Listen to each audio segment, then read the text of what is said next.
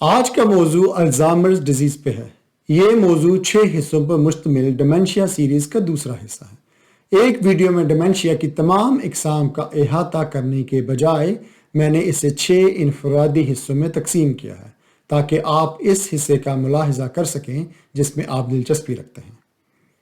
Dementia کے مرض میں مبتلا 1/3 نوجوان مریضوں میں ڈیمنشیا کی ایک قسم جسے الزائمرز ڈیزیز کہا جاتا ہے کی تشخیص ہوتی ہے، اور یہ مرض نوجوانوں کے ڈیمنشیا کی سب سے عام شکل ہے۔ الزائمرز ڈیزیز کی ایک اور قسم فیملیئر الزائمر ڈیزیز ہے جسے ایز اے شارٹ کہا جاتا ہے FAD۔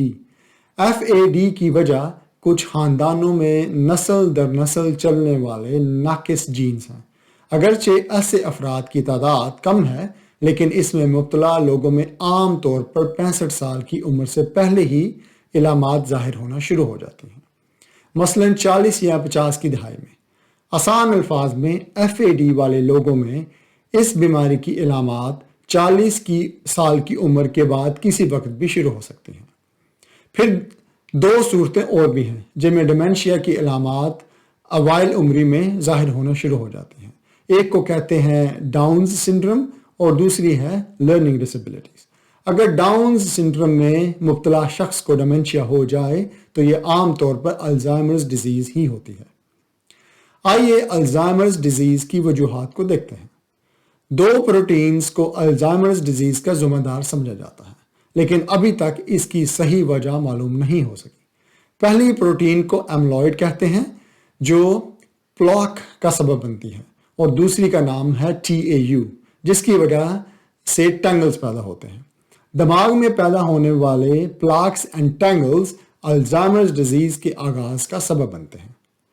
ایملوئڈ ایک قدرتی طور پر پایا جانے والا پروٹین ہے جو کسی نامعلوم وجہ سے خراب ہونا شروع ہو جاتا ہے۔ اس کی خرابی کی وجہ سے یہ بیٹا ایملوئڈ میں تبدیل ہو جاتا ہے جو دماغی خلیوں کے لیے زہریلا ہوتا ہے۔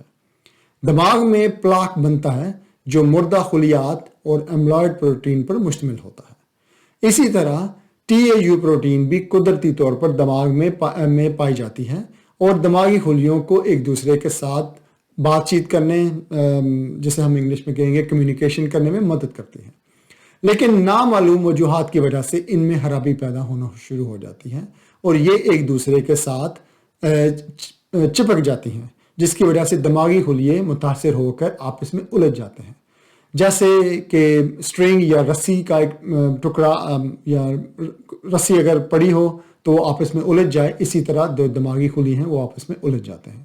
اس الجھاؤ کی وجہ سے آخر کار یہ دماغی خلیات مرنا شروع ہو جاتے ہیں۔ الزائمرز ڈیزیز کی تیسری وجہ دماغ میں اسیٹوکولین نامی کیمیکل کی کمی ہو سکتی ہے۔ یہ کیمیکل ایک میسنجر کی طرح کام کرتا ہے جو دماغ کے خلیوں کے لیے پیغام رسانی کا کام سر انجام دیتا ہے۔ اس کیمیکل میں کمی کی وجہ سے دماغی خلیوں میں پیغام رسانی کا عمل ختم ہو جاتا ہے۔ دماغ میں الزائمرز کی ڈیولپمنٹ کیسے ہوتی ہے؟ تحقیق سے پتہ چلتا ہے کہ کسی شخص میں الزائمرز کی علامات ظاہر ہونے سے 10 سال پہلے دماغ میں تبدیلیاں شروع ہو سکتی ہیں۔ شروع میں یہ علامات عام طور پر ہلکی پھلکی ہوتی ہیں اور وقت کے ساتھ آہستہ آہستہ شدید ہو جاتی ہیں۔ اس کی ممکنہ علامات کیا ہیں؟ سب سے پہلی ہے ذہنی الجھاؤ جسے ہم انگلش میں کہتے ہیں مینٹل کنفیوژن۔ پھر ہے ڈس اورینٹیشن جس کا مطلب ہے سمت کے تعین میں مشکلات۔ پھر ہے سست اور سمجھ نہ آنے والی گفتگو یا بار بار ایک ہی فکرے کا دہرانا۔ ان کو حالیہ واقعات کو یاد رکھنے میں بھی دشواری پیش آتی ہے، جبکہ ماضی کے واقعات بہت اچھی طرح سے یاد ہوتے ہیں۔ آپ نے کچھ لوگوں کو دیکھا ہوگا کہ جو ڈیمنشیا کے مریض ہیں تو وہ جو کرنٹ آپ کی کنورسیشن جو گفتگو چل رہی ہو وہ اس کو وہ سمجھنے سے قاصر ہوں گے، لیکن اپنے پرانے ماضی کے واقعات بار بار اس کو دہرائیں گے۔ پھر اگلی چیز ہے توجہ کی کمی جسے ہم انگلش میں کہتے ہیں پور کنسنٹریشن۔ پھر ہے لوگوں یا اشیاء کو پہچاننے میں دشواری، کہ لوگوں کو پہچان نہیں پاتے، اپنے کلوز ریلیٹیوز اپنے رشتہ داروں کو پہچان نہیں پاتے یا چیزوں کو پہچان نہیں پاتے کہ یہ کیا چیز ہے اور اس کا استعمال کیا ہے۔ پھر ہے فیصلہ سازی یا مسئلہ حل کرنے، منصوبہ بندی اور مسائل کو حل کرنے میں دشواری۔ خاندان کے لوگوں اور دوستوں سے بدریج دوری. جب آپ کسی کو پہچان نہیں پائیں گے تو سلولی بندہ اپنے آپ کو وڈرا کر لیتا ہے. آخر میں دیکھتے ہیں کہ اس کے اثرات کو کیسے مینج کیا جائے. بدقسمتی سے فی الحال الزائمرز ڈیزیز کا کوئی علاج نہیں ہے، لیکن کچھ دوائیں ایسی ہیں جو کچھ علامات میں مدد کر سکتی ہیں اور زندگی کو قدرے آسان بنا سکتی ہیں. کچھ لوگوں میں یہ ادویات عارضی طور پر الزائمرز ڈیزیز کے بڑھنے کو بھی سست کر سکتی ہیں.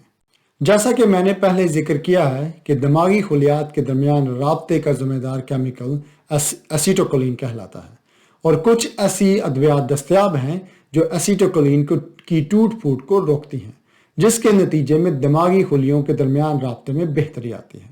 مریضوں کے لیے تجویز کی جانے والی ادویات کو کولینسٹریز انہیبیٹرز کہا جاتا ہے، اور ان ادویات کے نام ہیں ڈونیپیزل، ریویسٹگمین اور گلنٹامین. یہ ادویات کنسنٹریشن کو بہتر بنا سکتی ہیں، جو یادداشت، سوچ اور گفتگو میں مدد کرتی ہیں، اور ان کے اثرات تقریباً 6 سے 12 ماہ تک رہ سکتے ہیں.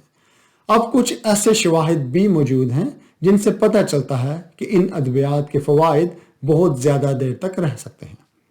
مومنٹین نامی ایک اور دوا بھی ہے جو درمیانے سے شدید درجے کے الزائمر ڈیزیز میں تجویز کی جا سکتی ہے، جسے ہم انگلش میں کہیں گے mild to severe form of Alzheimer's disease. یہ دوا دماغ میں اضافی گلوٹامیٹ کے اثرات کو روک کر یادداشت، استدلال جسے ہم انگلش میں ریزننگ کہتے ہیں، پھر گفتگو اور ذہنی توجہ میں بہتری لانے میں مدد کر سکتی ہے.